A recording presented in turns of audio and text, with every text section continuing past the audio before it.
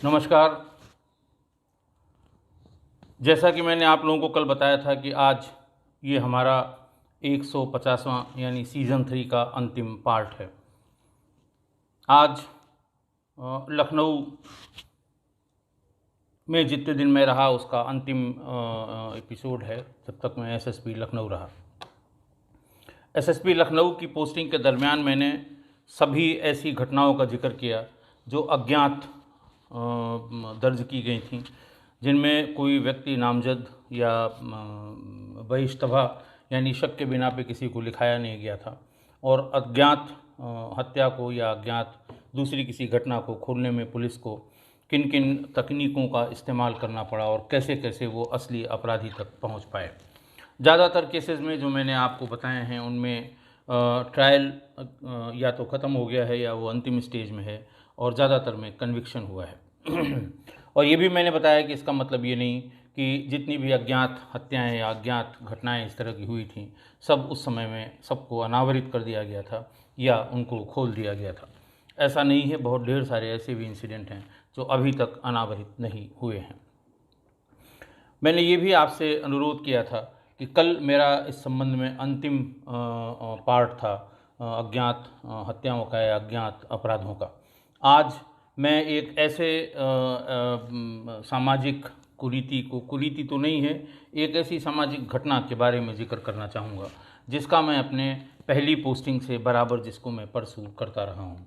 आत्महत्याओं के बारे में मैं आपको बताऊं कि मैं सबसे पहले जब इंडिपेंडेंट पुलिस अधीक्षक के रूप में रायबरेली पोस्ट हुआ था तो वहाँ पर मैंने आत्महत्याओं के बारे में एक प्रोफार्मा बनवा के और वो उस प्रोफार्मा में चीज़ें जो रखी थी उसको अगली पोस्टिंग में और सुधार करके उसमें तमाम सूचनाएं आत्महत्या करने वाले के बारे में और उससे संबंधित बातों के बारे में मैंने इकट्ठा की थी। उसको फिर अगले उसमें कंटिन्यू किया, और लखनऊ में चूँकि ये संख्या इतनी ज़्यादा बढ़ गई जो कष्ट का कारण बनी। ये संख्या 297 थी एक साल में, यानी मेरी तैनाती के दरमियान कुल 297 लोगों ने आत्महत्या की थी। इनको कैसे डॉक्यूमेंट किया गया, प्रोफार्मा में क्या था जो मैंने थानों पर भेजा था और क्या क्या सूचनाएं उसमें भर के आई थीं, और उन सूचनाओं को संकलित करके मैंने जिला सांख्यिकीय अधिकारी से अनुरोध किया था। जिला सांख्यिकीय अधिकारी, प्रत्येक ज़िले में एक अधिकारी पोस्ट किए जाते हैं जो जितने गवर्नमेंट की योजनाएं होती हैं, जितना गवर्नमेंट से संबंधित डाटा होता है साल भर का, उनको इकट्ठा करके उनका प्रोजेक्शन बनाते हैं कि कितने % इसमें हम फेल्योर हैं, कितने % हम सक्सेसफुल हैं। इस तरह से वो एक दृष्टि में आदमी देख के पता लग जाता है कि हम कहाँ पर खड़े हुए हैं।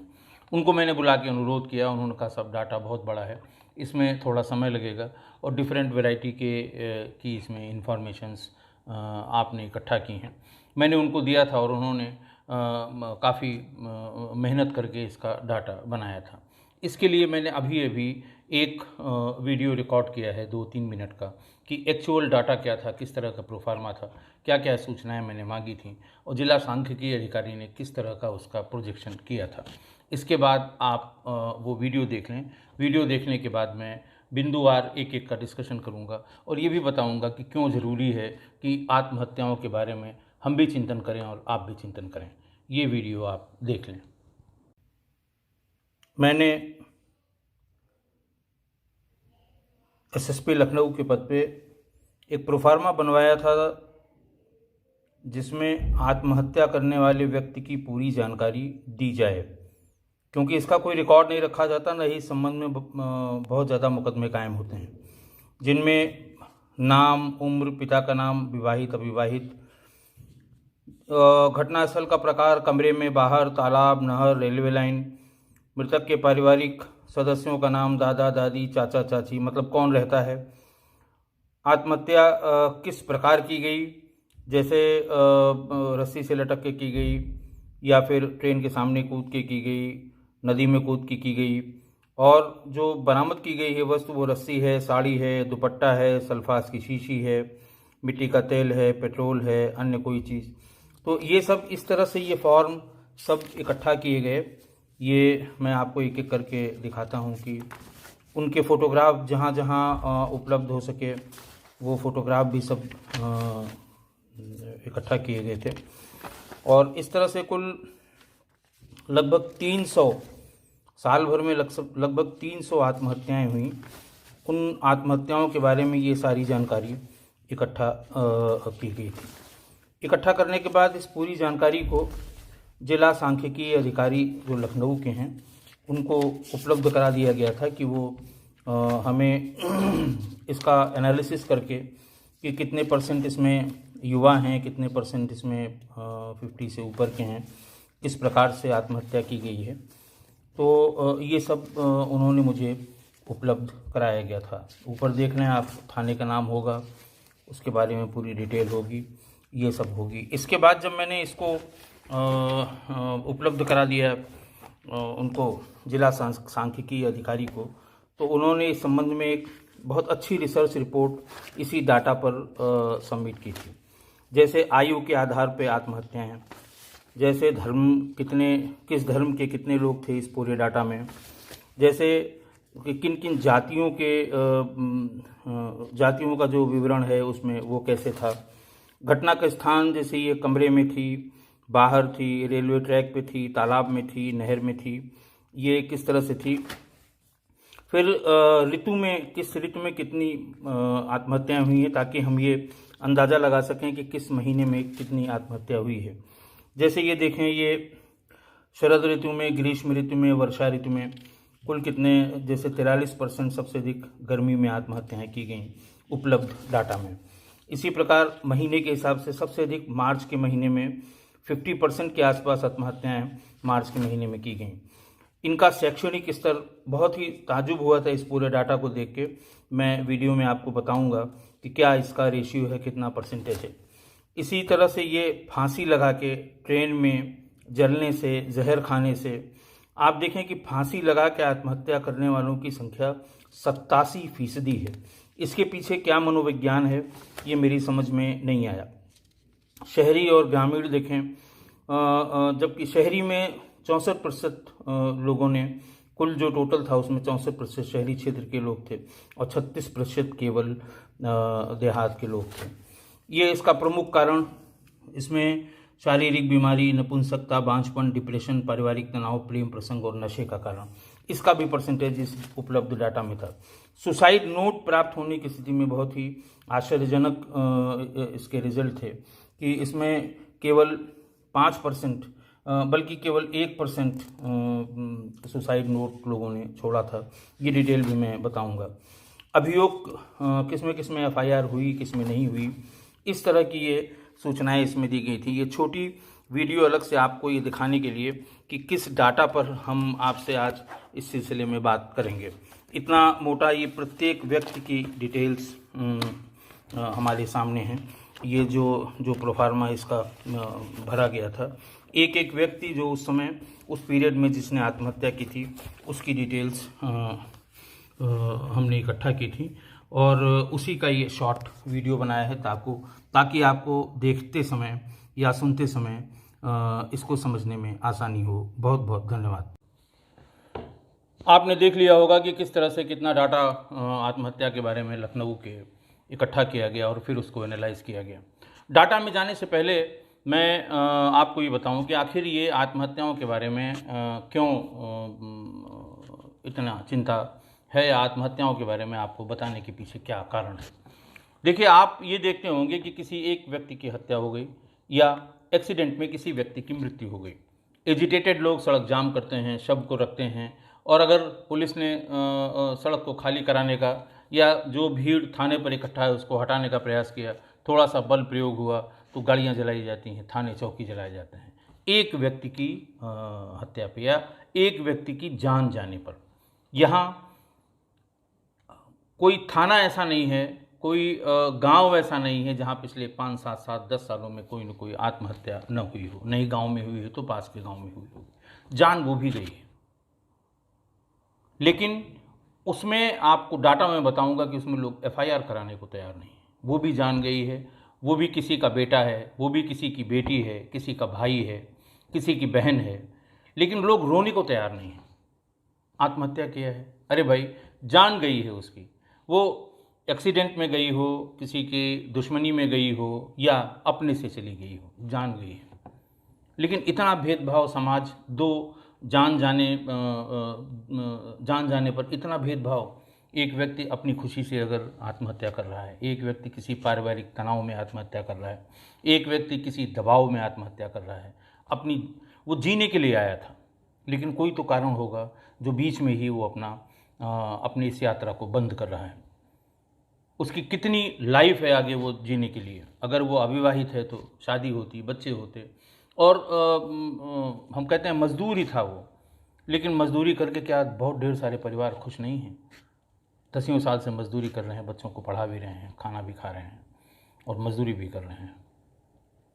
तो इतना भेदभाव समाज ने इतनी दो आंखें कर रखी हैं कि एक के मरने पर इतना तांडव, और एक के मरने पर लोग कहते हैं चुप हो जाओ, चला गया, इतने दिन के लिए आया था, क्यों रोते हो?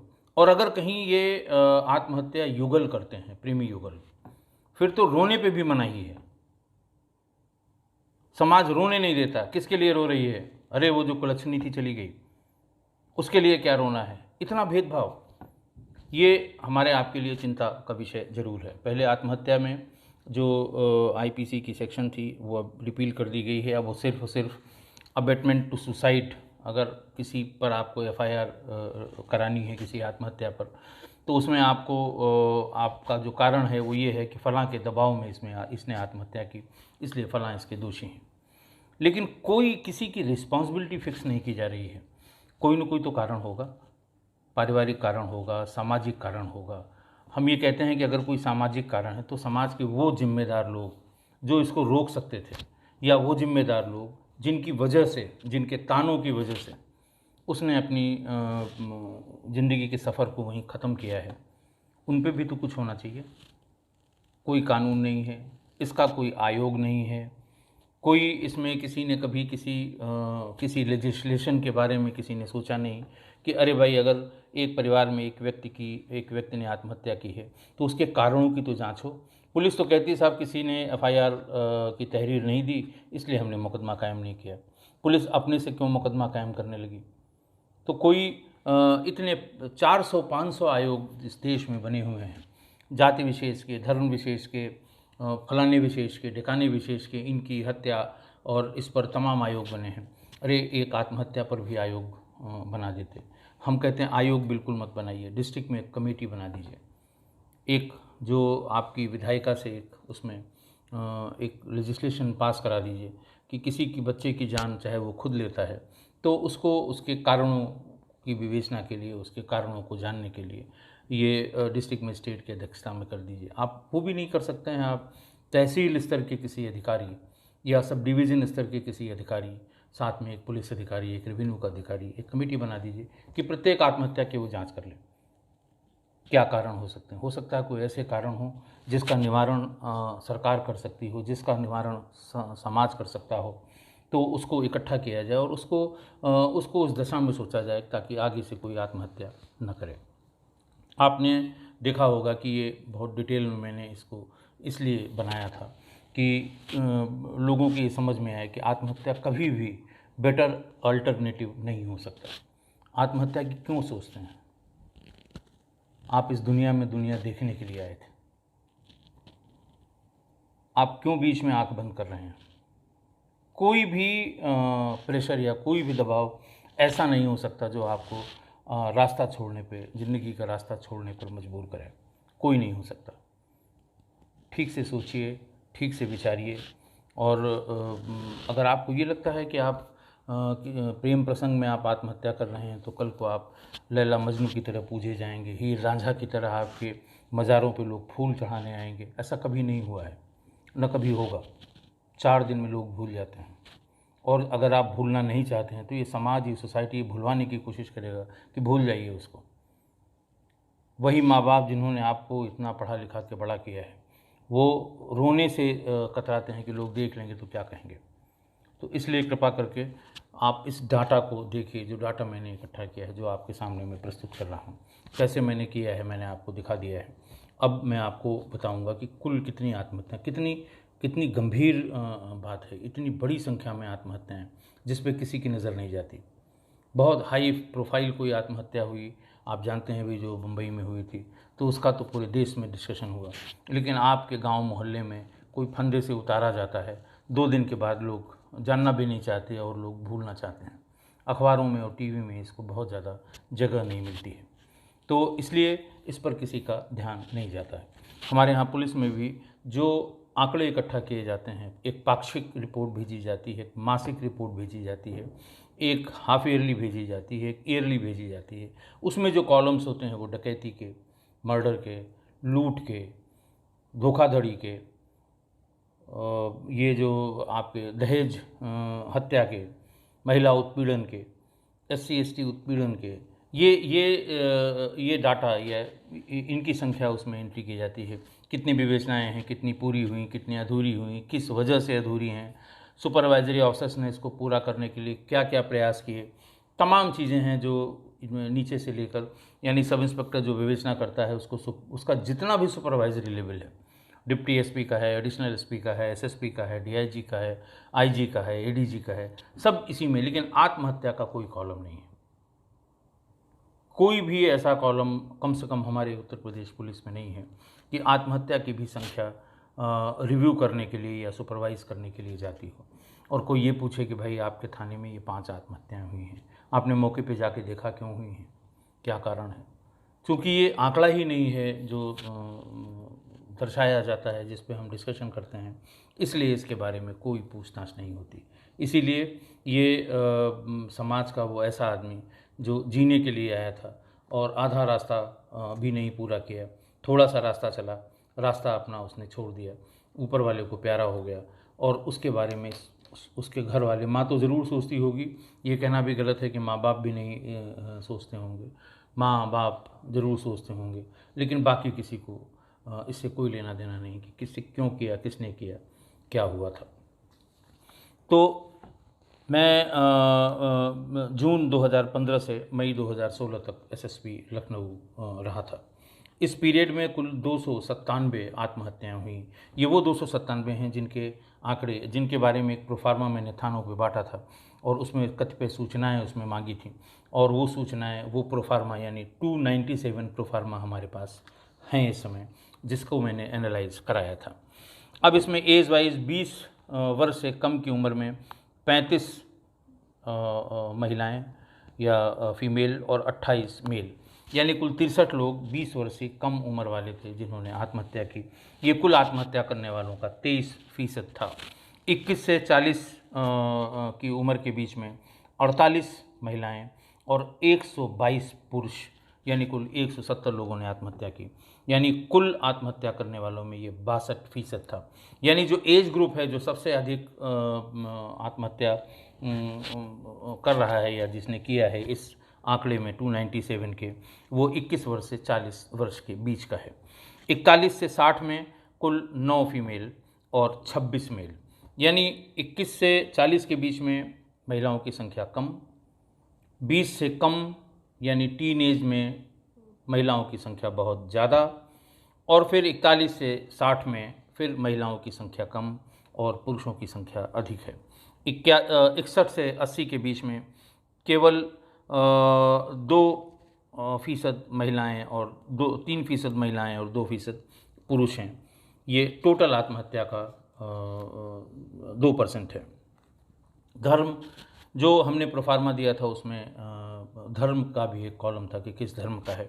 उसमें जो डाटा सांख्यिकी विभाग ने हमें निकाल के दिया, उसमें 90% हिंदू, 9% मुस्लिम, 1% सिख, और कोई भी ईसाई या कोई भी जैन इस 297 में ऐसा नहीं था जिसने आत्महत्या की हो।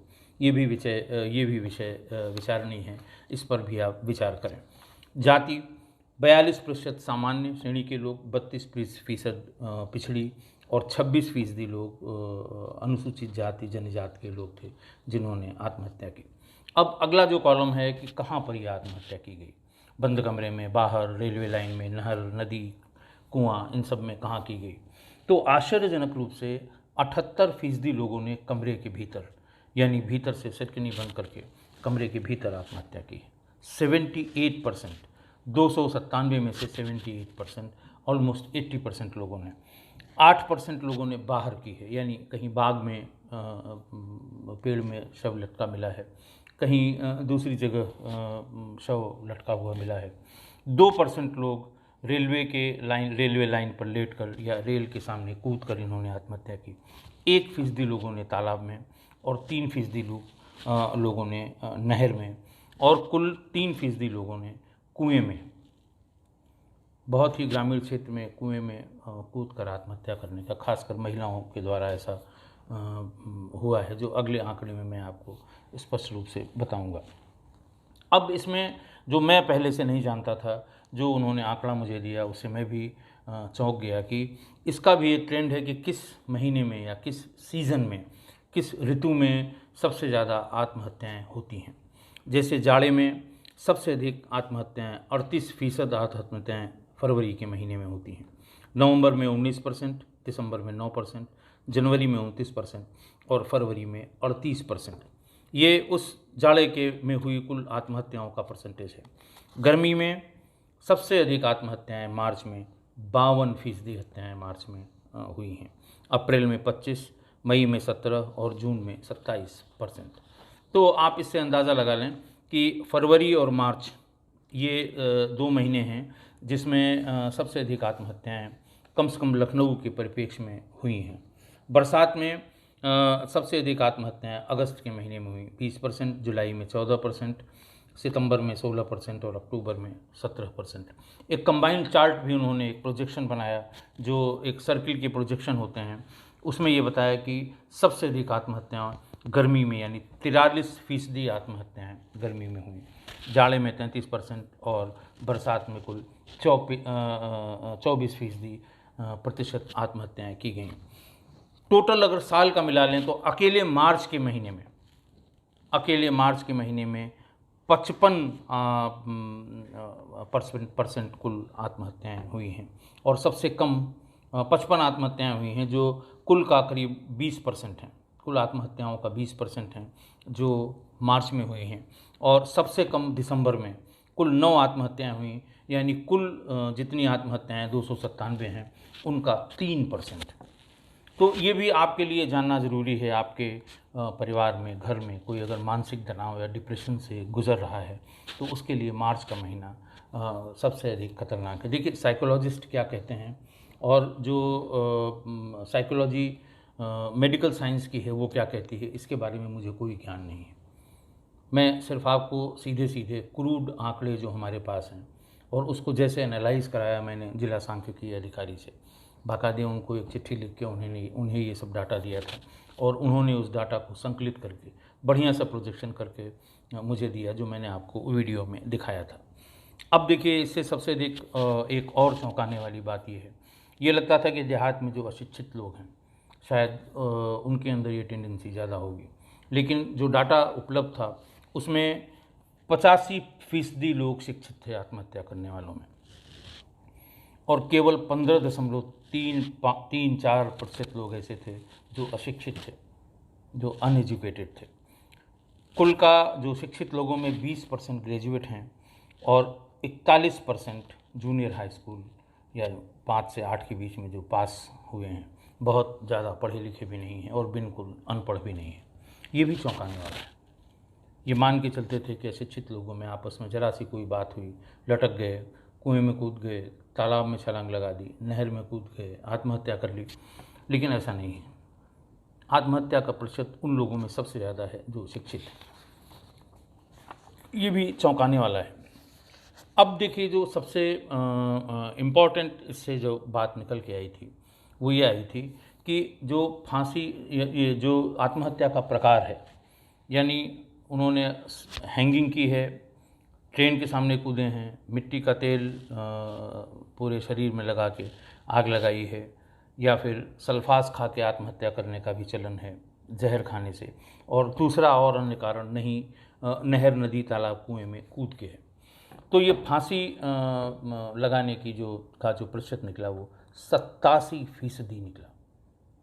कुल आत्महत्या करने वालों में 87% लोगों ने आत्महत्याएं की हैं।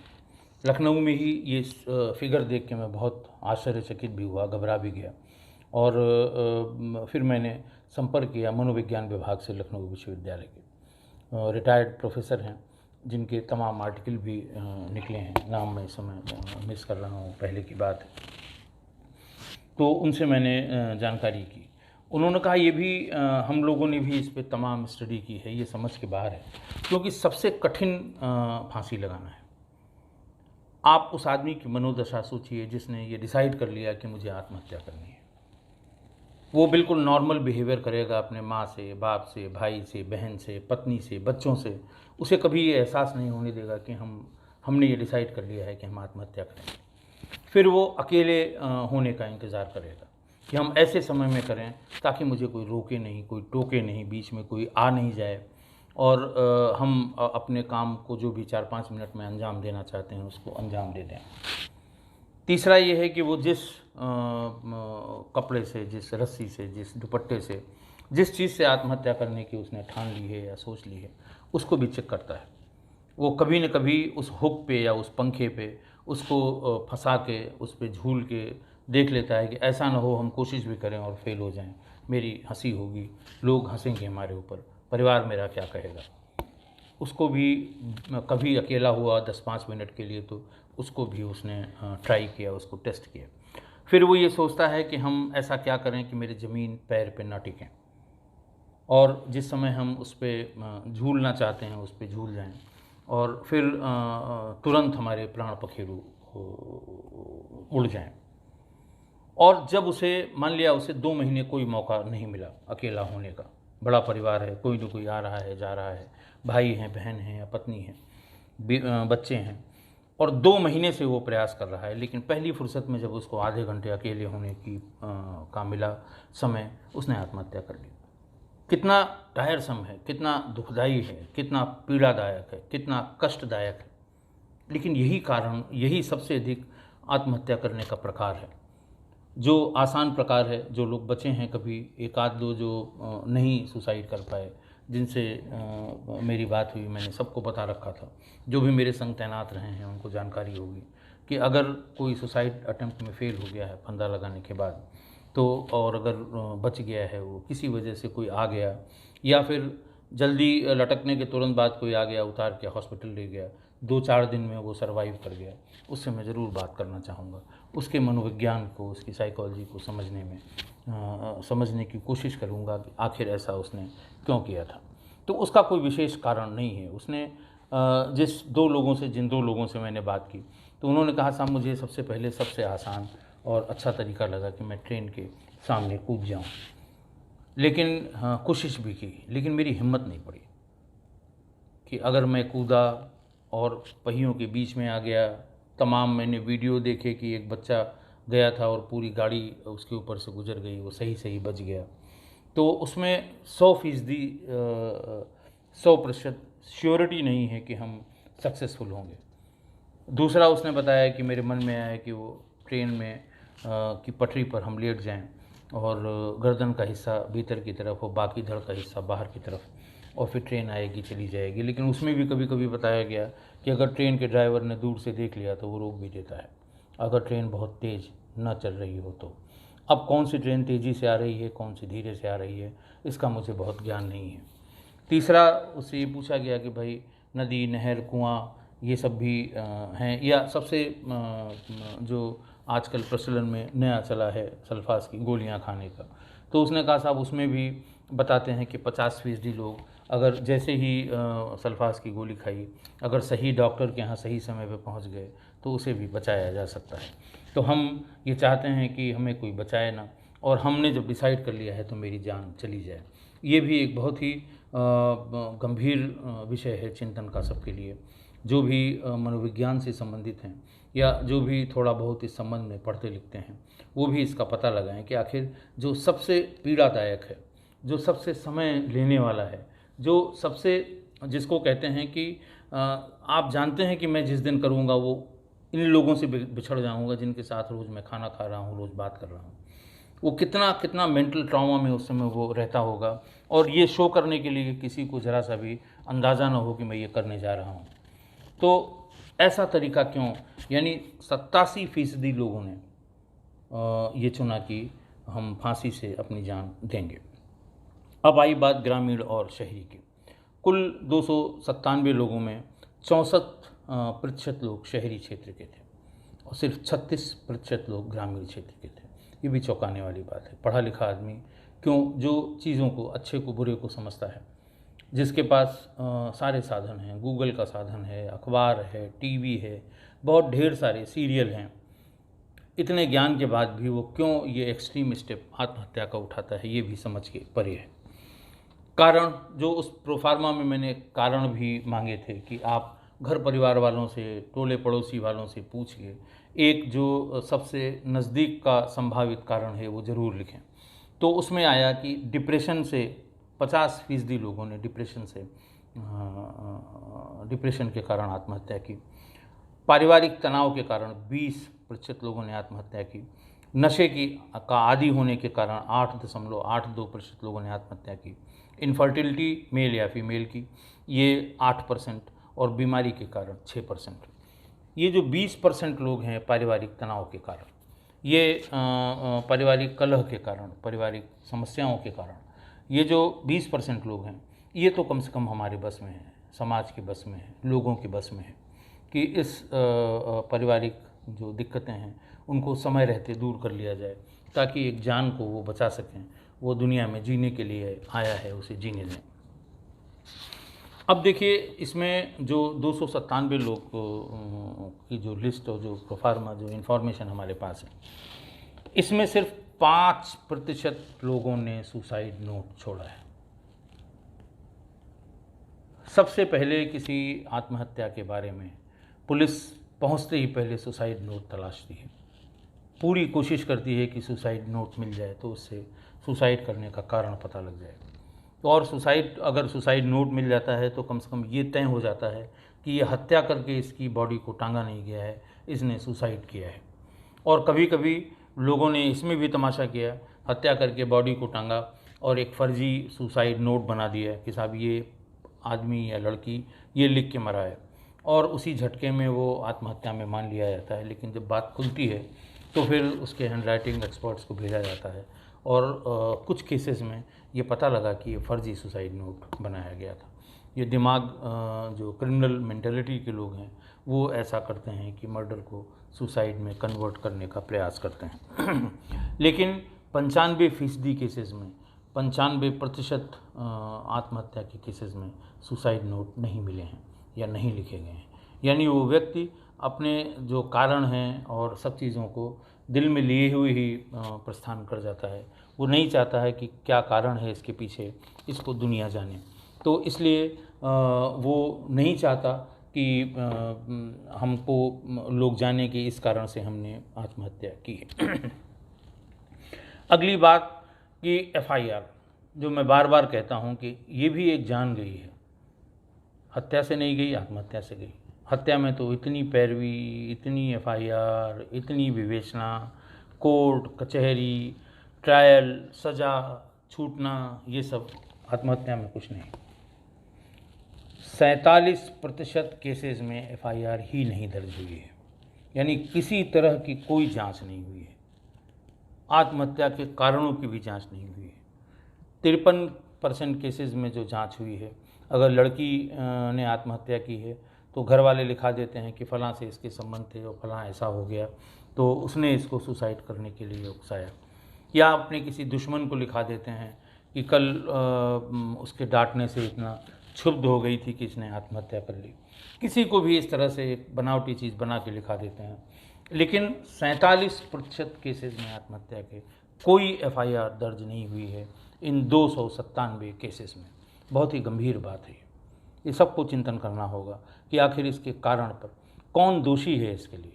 और जब तक दोषी सामने नहीं आएगा, लोग जानेंगे नहीं, तो लोग डरेंगे क्यों। जो आत्महत्या करने वाला है उसने तो, उसके सारे रास्ते बंद थे, उसे कोई रास्ता नहीं सुझाई दिया और उसने आत्महत्या कर ली। चाहे वो परिवार से परेशान किया गया हो, चाहे सोसाइटी से परेशान किया गया हो, चाहे सोसाइटी के डर से उसने ऐसा कर लिया हो।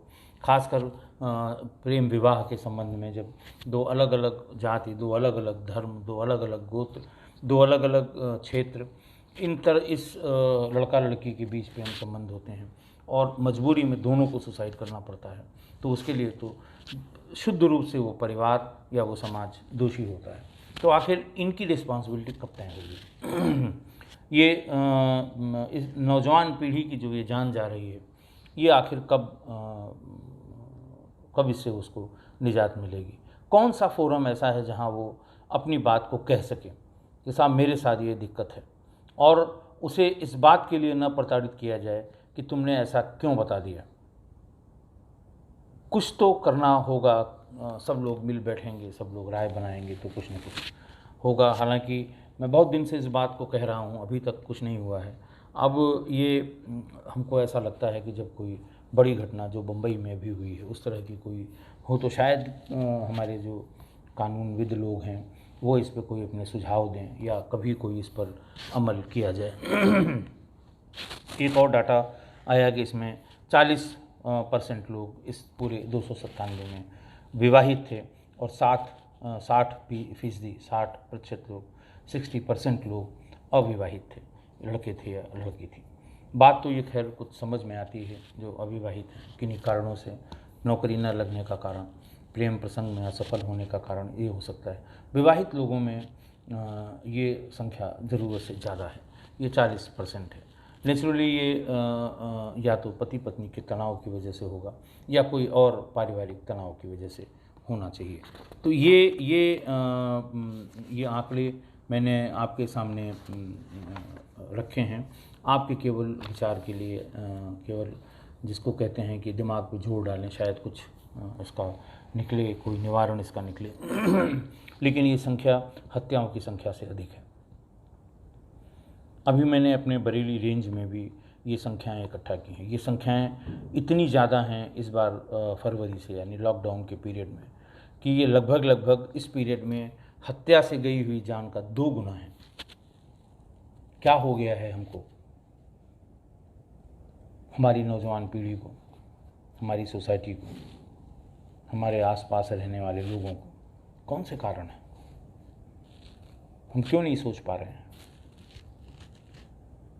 हम क्यों नहीं ऐसे यंगस्टर्स को, इन लोगों को सही दिशा दे पा रहे हैं कि वो एक अंधे कुएं में जाने को तैयार है? तो ये सब विचारणीय विषय हैं बहुत। आज ये 150वां हमारा अंक था और सीज़न 3 का अंतिम अंक था। कल से मैं अपनी अगली पोस्टिंग, यहाँ से मैं एसएसपी लखनऊ से कुछ दिन के लिए अटैच हुआ था डीजी ऑफिस में। यहाँ मेरा ट्रांसफ़र भी बहुत ही विषम परिस्थितियों में हुआ था। इसका जिक्र मैं अवकाश प्राप्त होने के बाद ही करूँगा, क्योंकि जिन अधिकारी ने ऐसा किया था, या अगर आप गूगल पे जाना चाहें तो आपको पता लग जाएगा कि कैसे, क्यों मेरा ट्रांसफ़र हुआ था और कौन से बड़े अधिकारी थे जिनकी एक जिद की वजह से। सब है, सारे अखबारों में सारे समाचार पत्रों में है, गूगल में है, बहुत से समय आया था कि क्यों ट्रांसफ़र हुआ। आप गूगल में सर्च करेंगे, लेकिन मैं बताऊंगा ज़रूर। कुछ ऐसी इंसिडेंट हैं जिनको मैं सर्विस में रहते हुए नहीं कह सकता, मुझे कहना भी नहीं चाहिए, किसी भी फोर्स के लिए उचित नहीं है। तो वो मैं जब मैं मुक्त हो जाऊंगा इस विभाग से, उसके बाद मैं ज़रूर आप लोगों के संज्ञान में, आप लोगों के समक्ष पिछले जो ढेर सारी मेरी पोस्टिंग्स हैं सब में एक या दो ऐसे, इसके लिए बार बार लोगों ने हमसे कहा भी है कि कुछ ऐसे बड़ी घटनाओं के बारे में भी बताइए जो आपके साथ घटी हों, जिसका आपने उल्लेख नहीं किया है। तो मैं बताऊंगा, लेकिन अभी चूंकि मैंने ये सब पूरी प्रोसेस लॉकडाउन में खाली समय को इस्तेमाल करने के लिए शुरू की थी। अगर ये लॉकडाउन ना हुआ होता तो ये सब बहुत मुश्किल था, ये सब अवकाश प्राप्त होने के बाद ही मैं कर पाता। तो ये समय का सदुपयोग हुआ।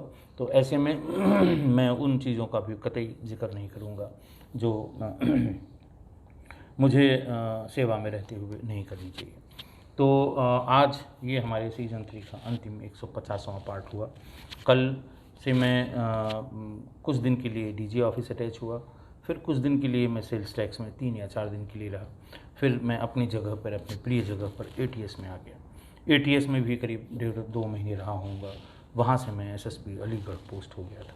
लेकिन उस 1-1.5-2 महीने में बहुत इम्पॉर्टेंट इंसिडेंट्स हुए थे ATS में टेररिज्म से रिलेटेड 2-3 इंसिडेंट्स का उसका जिक्र करने के बाद में अलीगढ़ और उसके बाद मेरठ ज़िलों की क्राइम की इसी तरह की घटनाओं के बारे में आपसे रूबरू होऊंगा। तब तक के लिए बहुत बहुत धन्यवाद।